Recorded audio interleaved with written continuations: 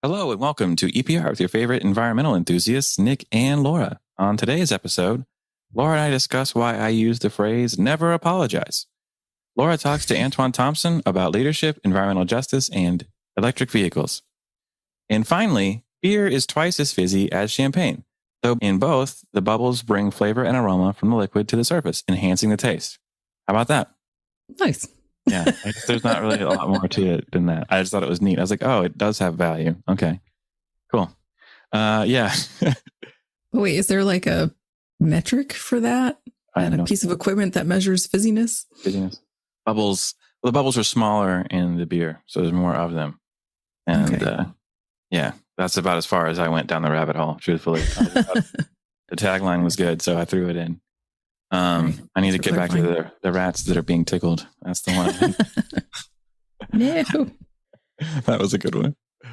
Oh, well. Yeah. Hit that music.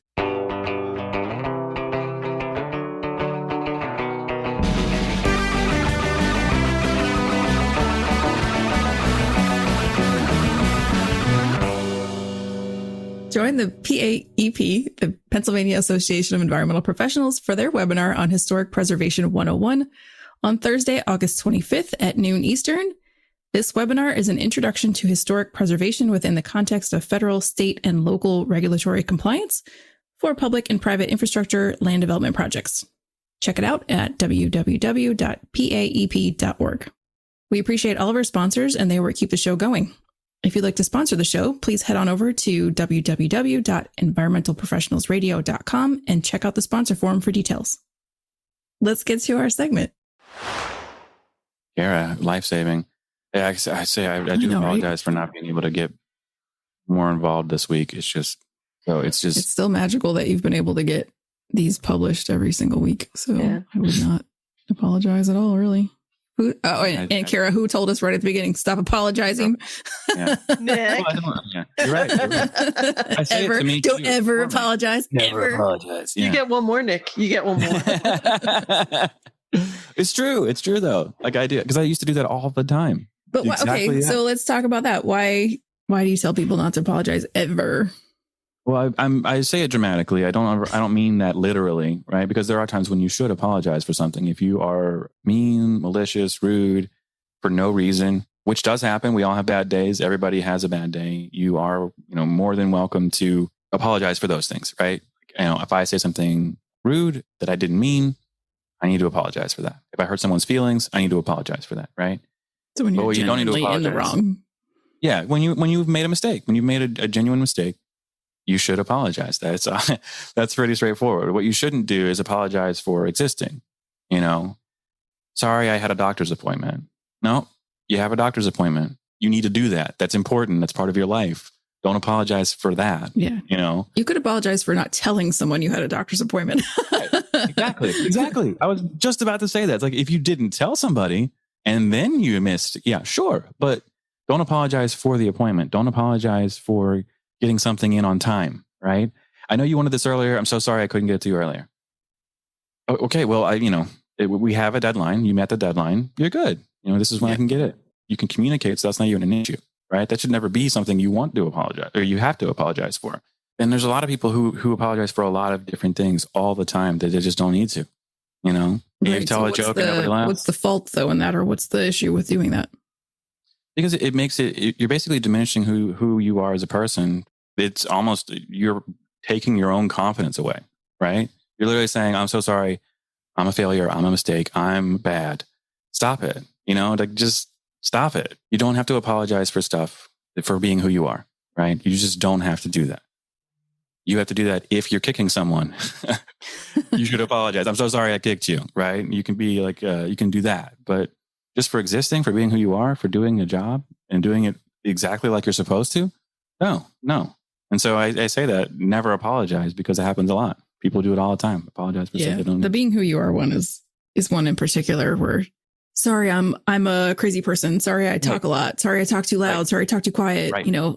For me, it's not so much that you're belittling yourself, but you are making excuses for maybe behavior you should change, Or you've just said, I'm not going to change this. So I'm sorry that I speak too quiet. Okay, well, do some things to learn to speak up. Like you're acknowledging that there's something that maybe you could have a better situation from. Right. You now saying, I'm sorry that I'm short. Please don't do that. Right. I can't fix that. Or maybe I could. Maybe I bring a chair with me. But I think it's recognizing when you're apologizing for something that is just legitimate. Is it because of something you did wrong legitimately? Or is it something that you're making an excuse for? Or are you just apologizing, like you said, for existing, which is, it's not self-serving. And it also isn't adding value even to the relationship with the other person. Like, I like you for who you are, most likely. And I don't want you to tell me that I'm sorry for this or that, Yeah. Yeah. And it comes back to confidence too. It's something that if you're apologizing for literally everything, you have no faith in your ability to do anything right. And that's terrible. And you don't want to be living your life that way. You're basically affirming to yourself that you're bad at things. You're trying to say, oh, I didn't do this right. Or, oh, this is my fault. I screwed up. When you haven't done those things. And so you're just almost looking for a reason for you to put yourself down. And that's one of the other things that I don't love. And so when someone apologizes for something they shouldn't, I always say it, never apologize. Never. Dramatic, but that's why. Yeah. And I think you do have to, it helps you be more aware about it when you hear it. Because otherwise, I think the people that do it a lot don't realize how often they're doing it. It's more like, say, it's ahs and ums, it's just, it's a part of the way that they speak. And it's hard to recognize that you're doing it. I still do it all the time. I'll start an email with, sorry, I didn't get back to you sooner. Then I'm like, no one expected me to get this to them sooner, like you said. And then so I will erase that and just say, hey, I had a busy week. Here's my thing. Or sometimes I won't even say that. Like, here it is. And I've read this and seen this before, where instead of saying, I'm sorry, just change it to a positive, like, thank you for being your patience. So instead of, when I have that inclination to say, sorry, this is late, or sorry, it took too long, I will just say, thank you for being patient. Here's the thing you've been waiting for, Yeah. That's perfect. That's really good. I love that. I'm going to start using that. But yeah, I've had coworkers, employees, etc. Lots of people doing things like apologizing for, I say, hey, we need to change the meeting time. This doesn't work for me. Oh, so sorry. Yeah. For what? For my schedule? You're sorry for my schedule? No, don't be. Don't. Come on. Yeah. And even that is like, instead of saying, sorry that I'm short and I couldn't access or reach this thing, I needed to wait for you, right? Like maybe there's something I needed to go out in the field, but I couldn't go because I had to wait for you. I don't know, whatever. You could just spin that to like, I appreciate that you are here to help me with my shortness, like instead of apologizing for being short, like, I don't know, something like that. But spinning the sorries into other sort of framework. Yeah. And like I say, it helps you. It helps you kind of own what you're doing in a way. Because when you apologize, you're like, look, I'm acknowledging that this isn't perfect, when really just say, this is the thing I did. This is what I've done.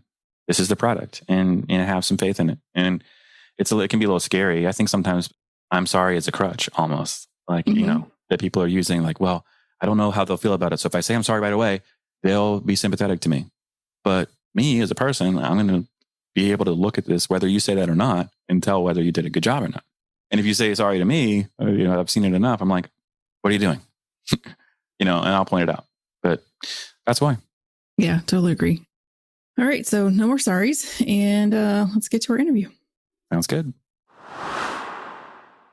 Welcome back to EPR. Today we have Antoine Thompson, Executive Director of Greater Washington Region Clean Cities Coalition, on the show. Advocate for people, green jobs, housing opportunities, and small businesses. Antoine began his career in public service as a legislative assistant for the Buffalo Common Council Central staff, and he has accomplished so much more. Welcome, Antoine. Thank you. My privilege and honor to be here. Thank you for having me. Yeah, awesome. We are certainly glad to have you, and I'm excited to talk about all the things that you're doing.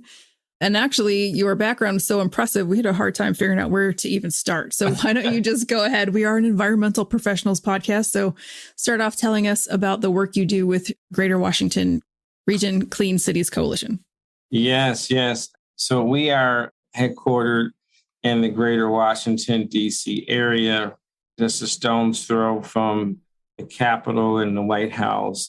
And we focus a lot of our efforts around reducing America's dependence on oil, particularly foreign oil, and reducing pollution as it relates to transportation, environmental sustainability, grid resiliency. We promote the use of alternative fuels, and we're big proponents of environmental justice, equity, inclusion, and environmental protection. So those kind of the main buckets where we focus on. We have a number of significant programs that we work on. And many of those programs, because of the current administration under Biden and this Congress, we're even more busy than we normally are because there's so much funding out there, and everyone who knows anything about this type of work is chopping at the bit to try to get some of the funding. Awesome. So why don't you tell us about some of the projects that you are working on? Are these within the Washington region, or do you work out of the Washington region and promote to other cities? So we're part of a 90 to 100 city network of clean city organizations. We work primarily in the DC, Maryland, Virginia area. However, some of our work takes us around the country, particularly around some of the equity issues, some of the electrification issues, some of the biofuels and renewable biodiesel projects and issues that we're involved with. So some of those takes us outside of the region. But again, we're part of a 90 plus community network that spans from the East Coast all the way to California. And we meet with other clean cities organizations on a monthly basis and strategize around the things we talked about earlier. That's awesome. Well, I just read that EVs just surpassed 5% of sales of all autos in the US. So what you're doing must be working. So yes. What does that mean for the future of EVs? Yeah, well, we still have a long way to go. But I think that President Biden has really provided a lot of vision and leadership in the industry.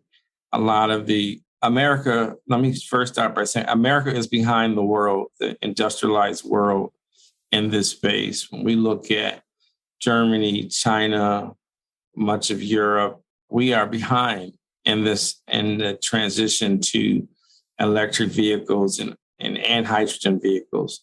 So we're playing catch up right now. Unfortunately, President Biden's commitment through the bipartisan infrastructure law and the $1.2 trillion that's been allocated for different forms of infrastructure, but particularly the millions that are going towards vehicles and electric vehicle charging infrastructure is important. It's not enough. It's a down payment, but it's a significant investment. I would say, in short, that we still have a long way to go because the cost for purchasing electric vehicles has to come down. The ability to charge must be faster.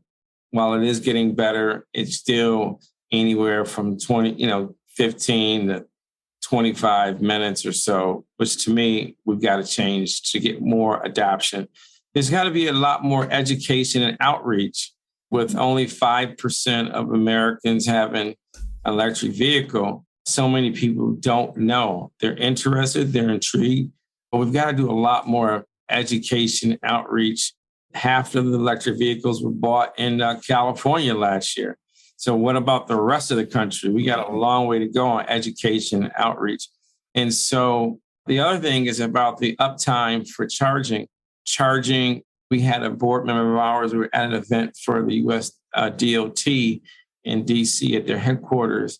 And one of our board members, Luis McDonald, who's been putting in charging stations for 20 years, he was trying to find a place to charge. He went to 5 charging stations and they weren't working.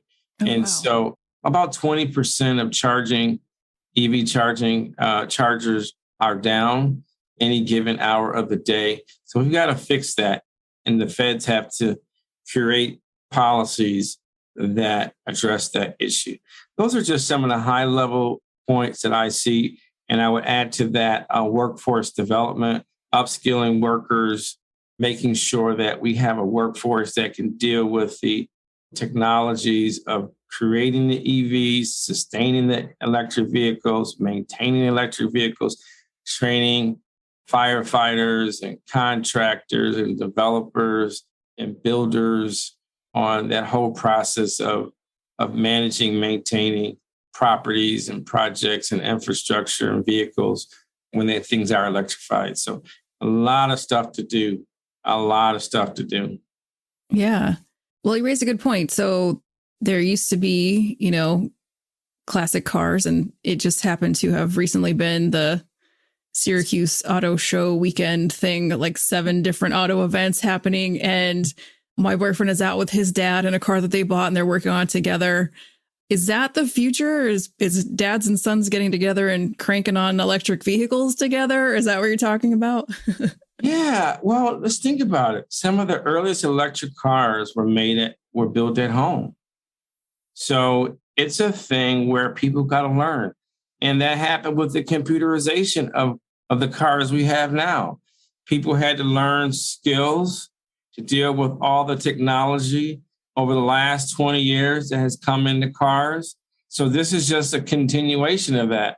I mean, if you think of the cars of the 1920s compared to the cars of the 1960s, and you compare the 1960 vehicles to the 2000, 2010, 2020 vehicles, even if they're non-electric, they're dramatically different.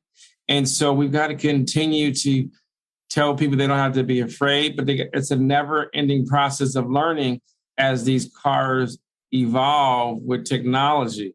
And that's a good thing. And so will sons, daughters, mothers, fathers, brothers, sisters work together to learn these vehicles? Absolutely. It's nothing new. There's nothing new that is under the sun that has not been done. And there are a lot of folks who built their own electric vehicles, and it would be great to see even more doing it, given the high gas prices. I was at the car shop just the other day, and there are 3 cars in our house, and I am on the hunt for a electric vehicle myself. I want one bad, and whether it's electric or hybrid, I want one like yesterday. And so I'm hunting, and the inventory is tough right now, but it'll come down over the next 3 to 4 months, and the market's going to realign. And so everyone save up your money and get ready to get you a new car before the end of the year. Yeah. What do you have your eye on? What I really, really want is the Cadillac Lyrique. Cadillac's my car of choice. That's awesome. Yeah, I love that car. There's a Mercedes as well, SUV. I think it's an EB50 or something like that. I've been looking at one of their SUVs. None of them are in stock right now. So that's the, frustrating thing about it. But I'm patient. But those are the 2 that I'm really looking at right now the most. So we have 3 cars in the house, and none of them are electric. And I want one of them to be electric by the end of the year. But I've been advised in the fall, inventory is going to be in abundance and prices will come down, and we should be good to go. So that's my Christmas gift to myself. Very cool. I want to see a picture. Yes, I will. I can't wait to post it. I can't wait. Trust me. I don't want to ever buy gas anymore. Right. I don't care if it's electric, hydrogen, whatever. Get me out of paying for gas. Oh, I hear you. Speaking of that, so you're living in Washington now and you're from Buffalo. Do you using the transit a lot, I would imagine? I don't use it as much as I probably could. Unfortunately, the way the transit runs I live in Upper Marlboro, Maryland. I work downtown DC. So it's not as friendly. So sometimes I do the park and ride, or some people call kiss and ride.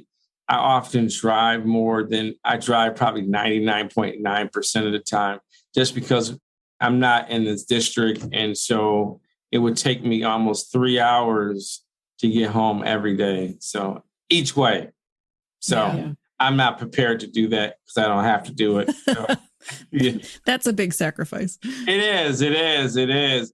So I've done the park and ride, and that shaves a lot of time off, but it's still not an effective use of time. So I often, in the way where I live, the parkway is right out of my subdivision. So I can drive right on the parkway it's like 9 miles, and then it's 3 miles from the end of the parkway to the front door of my office. And so I only literally make 5 or 6 turns to get to work. But that 5 or 6 turns can be anywhere from 28 minutes to an hour and a half. It sounds simple, but believe it or not, 5 or 6 turns, maybe 7 at tops, I'm at the front door of my office, and the range can be anywhere from 28 minutes to an hour and a half. On the train, it can go from anywhere from 2 hours and 15 minutes to 3.5 hours every day, each way. And I just can't do that. Yeah.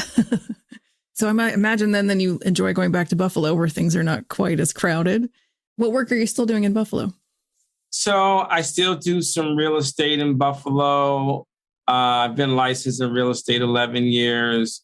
I do some advising folks on different strategy work, but I've been licensed in real estate for 11 years. I'm actually studying for my real estate license here in Maryland finally. So I should have that sometime within the next month. But that's what I primarily do when I go there. I mean, my main thing is my son is 16. He goes to Nichols. And so just trying to make sure I stay engaged with him because I'm not in Buffalo. So I try to get down. When I first came down here in 2015, I was in Buffalo about 3 weekends a month. Now it's a lot less. And so I got about 2 more years of this going, so much, then I'll be on a quarterly basis. Go see my mom and my daughter. So my daughter, she's grown and married. She's 26. So she just says hi and keeps it moving. Got a family now and an attorney. So that's why I love DC though. I love Buffalo, but DC is the place where if you're in politics, advocacy, you're concerned about the environment and social, environmental, racial justice, this is the place where you can really make a difference. And so I love being in this area. Yeah, awesome. So tell us a little bit about how you went from politics and law and then somewhere into the Electric Vehicle Clean Cities Coalition. Yes. So I'll give you just a quick snapshot on the journey. I started in college being involved with social, environmental, racial, economic justice issues. When I was in college, people were fighting just to get recycling on campus. Yeah. When I came out of college, I was on the board of a group called Citizen Action, and they were fighting for curbside recycling. Believe it or not, folks, it was a fight to get curbside recycling because local governments didn't believe in it, didn't think it was profitable. Greenies, these people who are into the environment, they thought we were crazy. So I was involved with issues like that. When I was young, I was involved with some contaminated site projects at the community level. I was involved with a number of issue organizing around issues related to that. And then when I was on the city council in Buffalo, I had this crazy idea about covering an expressway in Buffalo that ran through the inner city that separated 2 neighborhoods when they put the expressway in. So I got verbally berated and also in writing by the newspaper. But now, 20 years later, the governor of New York, Kathy Hochul, and every major federal, state, and local official now supports that project, and they're gonna do it. But I got the initial seed money, helped organize people. They kept it going long after I left office, and now that's finally happening. I've been involved with public transportation issues. The rail line or subway in Buffalo only goes down one street. It goes down Main Street. I didn't know they had one at all. Yes, it does. I mean, it won't leave the city line because for the last 40 years, the suburbanites have fought that. And because there's regional transit, all these other subways and rail lines started in other communities after Buffalo. Buffalo has failed to make progress in that, despite the fact that many employers continue to say they have jobs and people in the municipalities, particularly in Buffalo, can't get to those jobs because they don't have reliable public transportation. Yeah. So I was involved with trying to expand the rail line, saying, hey, you got these old trolley lines underneath the road. Why don't we just tear those up And, there's all this federal money that continues to happen. The MTA, which is the transit authority that covers New York City, they're always getting millions and billions of dollars to expand and protect their railroad system, their train system. Why not do the same upstate New York, the second biggest city? So I have been involved with so many issues around that. And then I chaired the Committee on Environmental Conservation when I was a state senator in New York, and was very involved with everything from Green Jobs, Green New York legislation to I used to host a Green Expo every year. I was Solar Legislator of the Year for the Solar Industry Association. So I did a lot with solar. I'm a solar fanatic as well. Awesome. And so I've been involved with a number of green-related initiatives. And so last year, I had a lot of different opportunities when I left running a real estate association. I saw this job. I had about 5 different job offers, and I knew that this was something that was going to take some work, but it brought me full circle to stuff I've been doing on and off for some time. So I'm really excited for the good work that we're doing, and it's impactful, and you can help a lot of people. It takes a lot of patience, but it's good work. We deal with a lot of different alternative fuels, everything from biofuels to propane, natural gas, to electrification, you name it. So we've got a good mix of folks. And then we help with jobs and businesses and air quality, water quality, energy efficiency in buildings. So it's a lot of good stuff. And we've got a number of other initiatives we're putting together with youth around community engagement and teaching our young people about alternative fuels at a young age. So a lot of good stuff we're doing. Yeah, it sounds like a great fit for you. You've done a lot of things in Buffalo and upstate New York, and then to move, like you said, into where the action has happened in the center of it all there in DC. And the work that you're doing then with the youth leads perfectly into one of my next questions, which was about, so when you were back in college and passionate about green energy and recycling and all these things, who were your influences because that was a rare thing back then. And so who were the people that mentored you or that you just looked up to, or did this was just a thing that was intrinsic to you?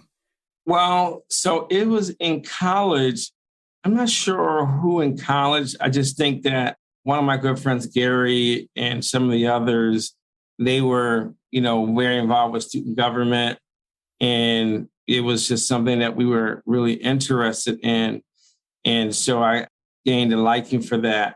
When I got out of college and I started working for the city, got involved with Citizen Action, one of my colleagues who later worked for me when I was a state senator, but he was my colleague and one of the leaders in our office when I worked for the city council, Bill Nowak, I've known since 1996. He was into a lot of green initiatives, everything from district heating to recycling, to riding his bike to work in the snowy Buffalo, to just hydroponics. I mean, I've been involved with so much stuff, super fun stuff. And he was really into a lot of the energy-related issues. And so he was like kind of a mentor for me on things. And then Citizen Action was, and then I just kind of mushroomed into a lot of different other organizations. But I'd say I give Bill a lot of credit. And then when I got to the state Senate and I began as the chair of the Committee on Environmental Conservation, I hired Bill as my policy director. And we did a lot of good stuff. A lot of good stuff. I did the Bigger, Better Bottle Bill, which puts the 5-cent deposit on water bottles in New York, one of the few states that does that. I did toxic-free baby bottles, which we need to do the same thing for water bottles because a lot of people have these water bottles in their thing. And what we did? We made sure that the unclaimed deposits would go back to the state and to help be used to help more people start beverage centers. So we increased the ecosystem for more people to start beverage recycling businesses in the state, which are disproportionately owned by small businesses and women as well. So a lot of good stuff we were involved with. a lot on energy, a lot on green jobs, green business issues. And so now being in DC the last 7 years, I've been with this organization since November 1st. We're just on fire trying to make it happen. And I love being able to interface with members of Congress, federal agencies, and being able to network and help and empower people all over the country to do good work. Yeah, that's awesome. I don't know how you stay on. There's so many things you could possibly be doing. I don't know how you stay on top of it all. Study, build a good network. Yes. How many people are in the coalition? So in our coalition, there are a few hundred right now. We're trying to grow that number. Our reach is we have probably a good 15,000 followers that follow us that are on either our newsletter plus another, newsletter, social media and all that. So we've got a good reach. We're trying to grow that reach every day. And really, I've only been here since November 1st. So we're trying to really build a movement, grow the movement not only in DC, but from here to across the globe. I just actually had the opportunity to speak at a Smart Cities conference in Algeria, North Africa, about alternative fuels and smart cities. And so we're just getting started, and we're really going to try to do our best to make the world a better place. Very cool. Did you mention in your bio that you went to school in Ghana? Yeah, I did. So in fact, someone just called me yesterday asking if I wanted to go to Ghana. But yes, I studied in Ghana. I'm a student, graduate of SUNY Brockport. While in graduate school, I studied at the University of Ghana in Accra, Legon on education and social change. And so I have been trying to get back to Ghana on multiple occasions. And I actually had a meeting with a guy who has a solar taxi business about 6 weeks ago. And he was asked to meet with me. He's from Ghana and he has a solar taxi business, which is kind of like Uber for ride sharing for EVs in Ghana. And so I met with him, giving him some advice, and they may have a summit in December, and hopefully I'll be a speaker at that. So we'll see. But awesome. I want to go back to Ghana. I've had at least 3 opportunities. I couldn't go for different reasons at the last minute, but my heart is trying to get back to Ghana, which I love and have. I used to could tell you almost anything about Ghana years ago. So, but I think God's going to get me back there, and hopefully before the end of the year. Very cool. I have a very good friend her fiance is in Ghana. They've been separated since COVID. The wedding was supposed to be in 2020. And we're fingers crossed having it in this December around Christmas. So if there's a summit, I want to know. Maybe I can combine those two. Yes. So cool. I emailed the guy to see where things were. Maybe I'll reach out to the Eisenhower Foundation. But we're trying to have an EV-related summit in December and bring some different investors, policy people, and all that to Ghana. So I need to follow back up with the guy to find out where that is. But I'm hoping if it doesn't happen there, it'll happen in the spring. But I also got invited with the other thing is more of a tourist thing, but they've asked me to maybe see if we can put some business stuff. So maybe if we don't get it, then I'll see if I can get all that connected with them and put some value to what they're trying to do on real estate and on alternative fuels and green technology for EVs.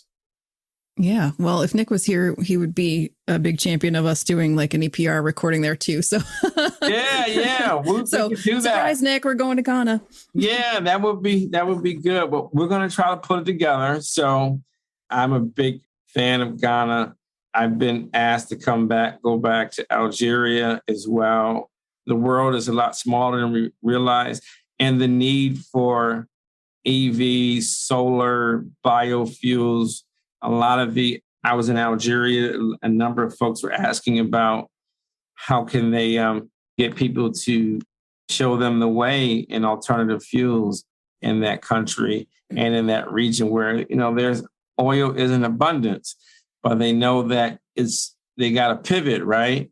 Yeah. And so we can help places pivot. The other thing is most people are not aware that sub-Saharan Africa has the largest number of people in the world that do not have electricity. So, it's 40, 50 million people or more that do not have reliable electricity in their home in sub-Saharan Africa. So there's a lot of market opportunity for American businesses. The other thing I just wanted to mention too was I'm not sure if you have talked about the bipartisan infrastructure bill and the opportunities that are there for people in that bill. There's the Justice 40 under Biden. It's the Justice 40 initiative. I'm not sure if you all have talked about that in the show. Actually, we haven't. And I do have a question kind of related to that I think Kara put in here. So we can go right to there. All right. So after we have our trip to Ghana, we'll come back to the States and continue our conversations about environmental justice, which thank goodness is finally becoming something that people are interested in talking about and continuing to talk about. And we haven't really talked a whole lot specifically about the things that are included in the infrastructure bill. So what are your thoughts and experiences with that? A lot. So first thing is not enough people know about the infrastructure funding. The average person on the street, I don't think they know or understand, and it hasn't touched them the way it will. But it's a remarkable piece of legislation that was passed by Congress, signed by President Biden. And it has significant investments in roads, bridges, vehicle technology, in a whole host of places, from manufacturing of batteries to making buildings more resilient, to investing over $5 billion will go with electric school buses and clean school buses. Some could be electric, some could be propane or different biofuels as well. But the goal is to reduce the pollution from school buses in the country, which is really, really important because some of our school buses, the air quality is 2 to 3 times higher on the bus than it is riding behind the bus. Yeah. Think about that. The air quality for our kids on some of these school buses is 2 to 3 times worse on the bus than it is if you were sitting or standing or driving behind the bus. That's a problem we've got to fix, right? And we got to do that quickly. The other thing is, as we talk about the electrification of vehicles, there's a thing that your listeners understand, which is called range anxiety. All right. You know that from your cell phone, right? Mm-hmm. When your cell phone charger starts getting low and the blink's starting to come, you gotta, where's the guy find me a charge? I'm gonna need a charge. I need a charge. Can I use, what type of charger do you have? Right? People get all freaked out, right? It's not like the old days when you just had a landline phone. Most young people don't even know what a landline phone is. But the same is true for your car.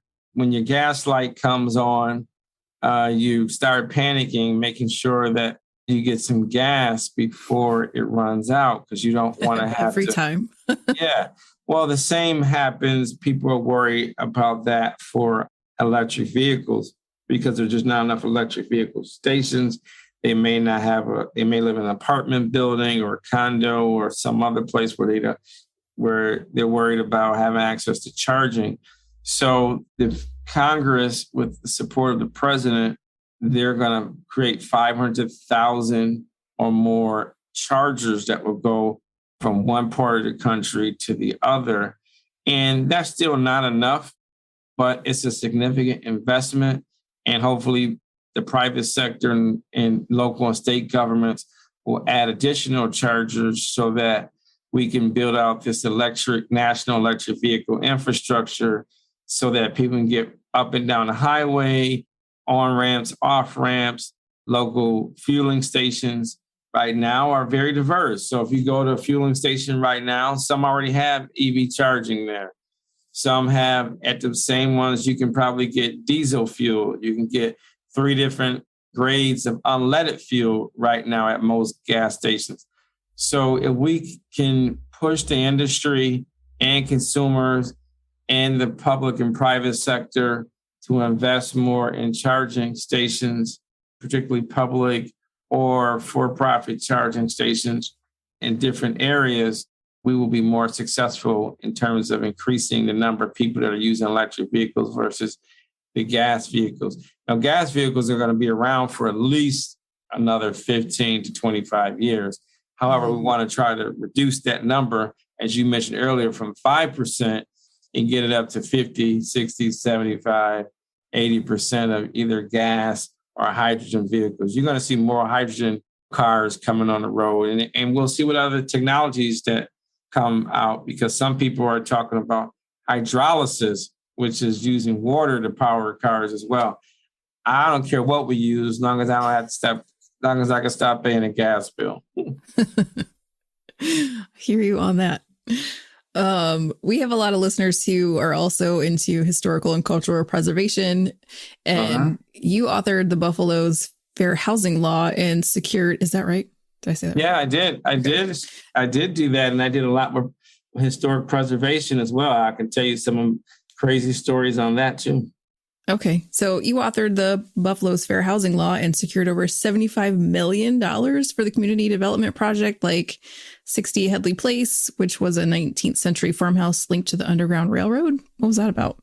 Yeah, so the neighborhood had a lot of Quakers in that area, and Quakers were known to be big supporters of ending slavery. And Buffalo is a community, along with Niagara Falls, which I represented both of them when I was in Buffalo, when I was on the city council, Buffalo and Niagara Falls when I was a state senator in New York. And so Niagara Falls was the last stop on the Underground Railroad because it was right by Canada. And so there are a couple historic Underground Railroad heritage areas that I was very involved with getting designated. And then there are a number of different projects as well. So the 60 Headley Place was a farmhouse, which is near Canisius College in Buffalo, in historic Hamlin Park neighborhood, which is the largest African-American historic preservation area in New York State, if not the country. And so it was important to save and preserve that building for the possible connections to the Underground Railroad. And because we were trying to preserve that building so that the Hamlin Park Association and others can use that building for community purposes. And we were able to do that. The city wanted to let the building just collapse on its own. And so we fought against that. And in fact, the current mayor of Buffalo, he had started the project, and the previous public works commissioner who later worked for him as well, a number of folks were trying to let the building just collapse on its own. Ugh. So they had put a brace around the building to stop it from collapsing. And they were dragging their feet with funding. And I said, hey, I need you to come to this meeting. We're going to do a press conference and all that. And we did it and got funding from the city. And then a few years later, he became mayor, and it's actually around the corner from his house. And so when he ran for mayor, he let the residents know that he would strongly support finishing the project, and we were able to do that. And so it's been a good project. I've been involved with. So one of the other preservation things is that inner city areas, a lot of time preservation rules and policies are not adequately enforced compared to non-communities of color. And so the utility company at that time, National Fuel, when I was on the city council, they were putting gas meters on the front side of homes in the inner city, and not putting any flowers in front, not getting the preservation board approval, all this, leaving their lawns crappy, this nice middle-class neighborhood. And so I became a plaintiff in a lawsuit against the utility company for violating the preservation rules. And we won, and we had a settlement. So I've been involved with just a lot of stuff in those things, particularly around historic preservation. Very cool. Yeah, there's so many buildings here in Syracuse that I'm like, can I have this? Can I just Can we take this one and put it somewhere? There's a lot of being restored, but then there's a lot that you're like, oh gosh, how long does it have left? Somebody take care of it. But what's happening now is they call it adaptive reuse and all the other fancy names that preserve certain buildings. And so that's a good thing. And that's why we have the historic property tax credit that a lot of developers use for mixed use properties and for housing.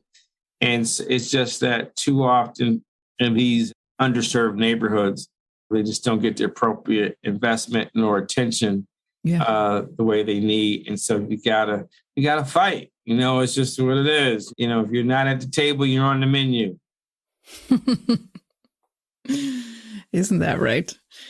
Well, having talked to you for the last 40, 50 minutes or so, you live at this intersection of leadership and environmental issues and concerns and really pouring a lot of your heart and soul into making the world better. What kind of advice do you have for other people? Because you seem to take it in stride, but I'm sure it's very taxing. And so what advice do you have for people who are, especially young people who are in a position like that, where they're really trying to affect change? I think young people, especially now that climate change is widely accepted, are really feeling like they want to be able to do. And if we have more yous making all these improvements, we can make these changes faster. So what kind of advice do you have for them to stay positive and motivated? That's an excellent question. So, Laura, I would say a couple of things. One is that you got to keep pushing. Some battles happen immediately. Most are like wars that take time.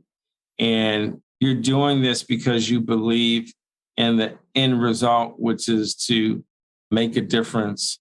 And so it will happen. It's just that some things take longer than others. As I stated, when I was in college, the students were fighting to get them just to have recycling on the college campus, right? Now we look at like, oh my God. I remember when I was debating for over 2 hours electronic recycling in New York State. Can you believe that I had to debate a floor debate for almost 2 hours or more on electronic recycling about 12 years ago in 2010? Now people, Democrats and Republicans, understand the value of recycling. So sometimes you're going to be fighting for issues that you may be ahead of your time, but that's what leadership is about. Believing, taking calculated risks, knowing that data and history will be on your side, but it may not be easy. You may not be celebrated now, right? It may be 10 years from now, 5 years, 20 years from now. But you got to believe in your mission, believe in your cause, and you got to read. You got to build a good support network. You got to have a decent work-life balance, not perfect, but do that. And then keep fine-tuning your skills. One thing that I've always tried to do for the last 30 years is have a thirst for learning, training, being a good organizer, always learning how to organize. I've worked on issue and political campaigns since I was in college, and I still take classes. I still read best practices. I'm still trying to learn. Even now as a leader, I probably participate or attend 5 or 6 or 7 leadership development workshops every month. Every month. Wow. I've been a leader of organizations since I was in high school as the captain of the track or cross country team. Then in college, president of my college fraternity, Black Student Union, Leadership Development Institute, National Student Support Council of Africa. Then I was a city council member, state senator, et cetera, et cetera, et cetera, running national nonprofits, regional nonprofits, businesses. But I still continue to have a thirst to learn how to lead, how to listen, learn, then lead. Listen, learn, then lead. That's the advice that I like to give young people. Don't assume that everything that the old folks do is outdated, right? Some approaches may be outdated. Some of them may not be outdated. Some just need a little tweaking. Exactly. And some need a little tweaking, some may need to be revolutionized. But understand that there's nothing new under the sun. It's just different ways in which you get there. And we often say as organizers that young people bring the energy, elders bring the wisdom. Yep. It's not either or. You need both. You need that wisdom from your elders because they've run through the water before. They've run through that glass window before. They've run into that wall before. So you absorb that knowledge. And that was one of the things I did as a young person. I would, whether I was in high school, whether I was in college, talking to professors and administrators about how to organize, what they did when they were in college, to when I first started really getting into community organizing. It was a lady named Margaret Strasner. She was trained under Saul Alinsky back in the 60s, and she worked for the Community Action Organization. I remember when I was 25, 26, 27, 28, I would go to her office and talk to her about community organizing. And that's how I became a good organizer, from not just going to school for it, not just from working on issue campaigns, but being under the mentorship of people that learn how to organize for bigger and better things when it was even more turbulent than it is right now. Right. Awesome. Thank you so much. Super inspiring. So I hope everyone is grabbing some tidbits of knowledge there. And I have to ask you, we're over time, but I got to ask you one more question because Sure. Nick and I both love music, and you talked a little bit about work-life balance, but how often and how well do you play the saxophone? Great question. I am just getting back into it. So I'm playing about 1 or 2 days a week. I need to get my time up, but I literally just started a couple of weeks ago. I haven't played in about 6 years. But my dream is to get so good so I can do like Bill Clinton did and be on TV playing my sax. So that is, for those young folks who don't know, former President Bill Clinton is a great saxophone player. And that is outside of a couple books I'm working on, I want to be able to play my saxophone at a high profile event. And people say, oh, he doesn't, I do some other things, but that's my big thing I want to do in life, is be able to play my saxophone on stage or on TV. Awesome. Very cool. I'm going to check in on you with that. So that's about all the time that we have. Where can people get in touch with you? They can find me personally on LinkedIn at Antoine Thompson on LinkedIn or Instagram or Twitter. My office, you can reach us at gwrccc.org, gwrccc.org, Greater Washington Region Clean Cities Coalition. Just Google that or do an internet search on that, and it'll take you right to us on Twitter or Instagram or Facebook as well. So that's where you go, gwrccc.org, Antoine Thompson, and let's make it happen. I'm available. If you ever need some advice, you need some help, feel free to I'm at Antoine Thompson at yahoo.com. That's easy to find me. And it's done it all. Yeah, I give my wife said I shouldn't give out as much free advice, but it's good karma, good karma. I meet with folks, give them advice all the time. And sometimes I do charge, but a lot of times it's just, let's go meet up. You're in DC or Buffalo. Let me know if I'm in Buffalo. We'll connect for lunch or coffee, and we can talk about how we can help you make a difference. That's how it is. It's good karma. Love it. All right. Thanks, Antoine. We'll stay in touch. Thank you. That's our show. Thank you, Antoine, for joining us today. Please be sure to check us out each and every Friday. Don't forget to subscribe, rate, and review. See you, everybody. Bye.